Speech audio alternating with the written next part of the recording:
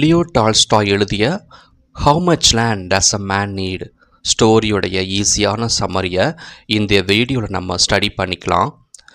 Leo Tolstoy 1886 தான் இந்திய எழுதி பப்ளிஷ் பண்ணியிருக்கிறாரு.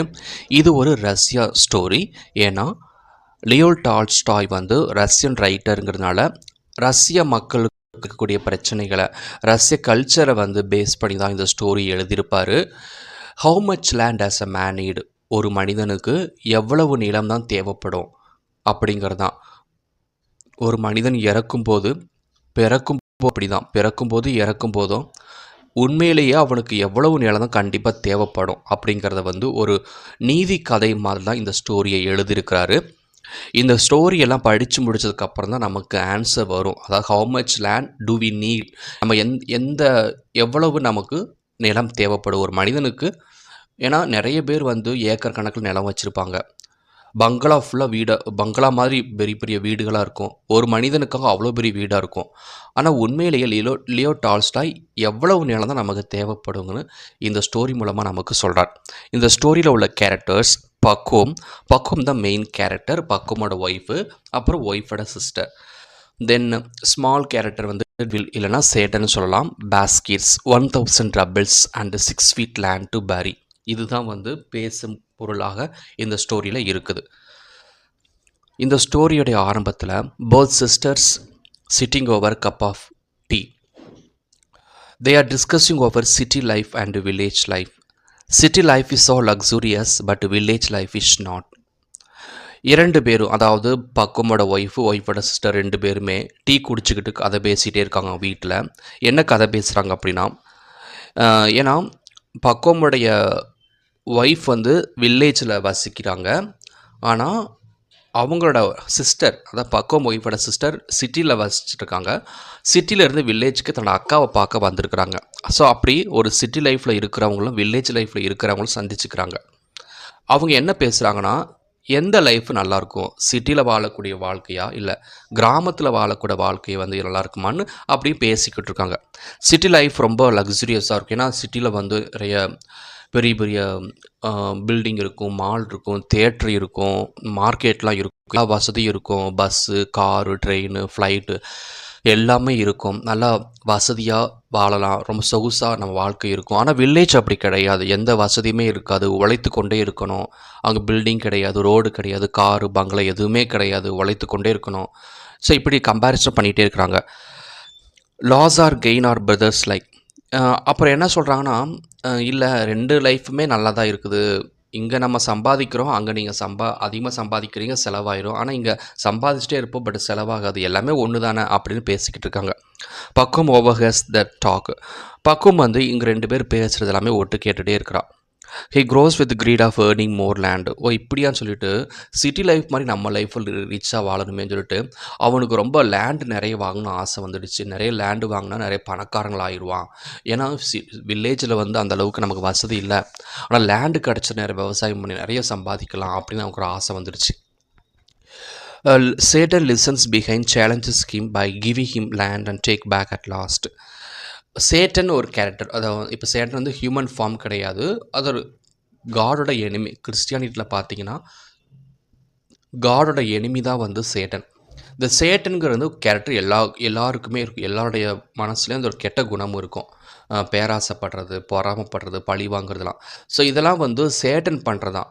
இப்போது பக்குவம் மனசுக்குள்ளே சேட்டன் ஒரு கேரக்டர் நுழைஞ்சிட்டான். அவன் என்ன சொன்னால், அதிகமான லேண்ட் நம்ம வாங்கணும் அப்படின்னு பேராசைப்பட வைக்கிறான். அதுக்கப்புறம் கொடுத்த லேண்டை ஃபுல்லாக திரும்ப எடுக்கிற மாதிரியும் அதை சேட்டன் பண்ணிக்கிட்டு இருக்கிறான் இவன் மனசுக்குள்ளே இருந்துக்கிட்டு. Baskets decide to sell his land for 1000 ரபிள்ஸ். பாஸ்கெட்ஸ்னால் அங்கே உள்ள ஒரு குரூப் ஆஃப் பீப்புள். அவங்க என்ன பண்ணுறாங்கன்னா, அவங்க லேண்டை சேல் பண்ணுறதுக்கு பேசுகிறாங்க. எவ்வளவுனா 1000 ரபிள்ஸ். ரபிள்ஸ்னால இப்போ இங்கே இருக்கிற பணம் மாதிரி அங்கே ரபிள்ஸ். 1000 ரபிள்ஸ்க்கு ஒரு 1000 ரூபாய்ங்கிற மாதிரி. அதுக்கு என்ன பண்ணுறாங்கன்னா, லேண்டை சேல் பண்ணுற மாதிரி ஒரு நோட்டீஸ் போடுறாங்க. அது எல்லா மக்களும் அதை பார்க்குறாங்க. The condition is that Pahom can get of land as long as distance he runs, so long as land can be his, and has to come back to the starting point where he started to run in the sunset. If he fails, he will lose money and land as well. இதில் அவங்க வந்து கன்சம் பண்ணாங்க. சாதாரண ஒரு ₹1000 தான் அந்த land. அது என்ன கண்டிஷன் அப்படின்னா, யாருக்கு வந்து லேண்ட் வேணுமோ அவங்களுக்கு ஒரு கண்டிஷன் போடுறாங்க இந்த பாஸ்கெட்ஸ். என்ன அப்படின்னா, ஒரு இடத்துல இருந்து, அதாவது ஒரு ஸ்டார்ட்டிங் பாயிண்ட்லேருந்து ஓடிக்கொண்டே இருக்கணும். முன்னோக்கி ஓடிட்டே இருக்கணும். எவ்வளவு தூரம் ஓடுறாங்களோ அவ்வளவு தூரம் இருக்கக்கூடிய லேண்டு வந்து இவங்க எடுத்துக்கலாம் அப்படின்னு. ஒரு ஸ்டார்ட்டிங் பாயிண்ட்லேருந்து எண்டிங் பாயிண்ட் அவங்களால எந்த அளவுக்கு ஓட முடியுமோ அதே அளவுக்கு ஓடிக்கொண்டே இருக்கிறாங்க. எங்கே அவங்களால முடியுதோ அங்கே வந்து அது வரைக்கும் அவங்க லேண்டை எடுத்துக்கலாம் அப்படின்னு அவங்க சொல்லியிருக்கிறாங்க. ஆனால் இதில் வந்து என்ன அப்படின்னா, மறுபடியும் அவங்க எந்த இடத்துல ஸ்டாப் ஆகிறாங்களோ அங்கேருந்து மறுபடியும் ஸ்டார்டிங் பாயிண்ட்டுக்கு வேகமாக ஓடி வரணும். எப்போனா பிஃபோர் த சன்செட், சூரியன் வந்து மறைவதுக்கு முன்னாடியே எந்த இடத்துல இருந்து ஸ்டார்ட் ஆகணும் அந்த இடத்து திரும்ப வரணும். ஆனால் இங்கே வந்து பக்குவம் வந்து ஸ்டார்டிங் பாயிண்ட்லேருந்து முன்னோக்கி வேகமாக ஓடி போகிறான்.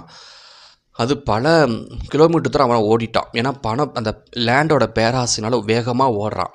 திரும்ப நின்ன இடத்துல திரும்ப எங்கே ஸ்டார்ட் ஆகிறோன்னா அந்த இடம் திரும்ப வரணும் பிஃபோர் த சன் செட் ஆக போகுது.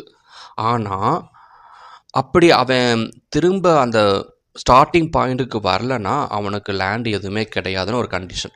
ஸோ பேராசைப்பட்டு என்ன பண்ணுறான் அப்படின்னா, he tries to cover by running fast. வேகமாக ஓடுறான். எந்த அளவுக்கு ஓடுறானோ அந்தளவுக்கு லேண்ட் அவனுக்கு கிடைக்கும்ட்டு. But when he returns to the starting point he dies, money also last.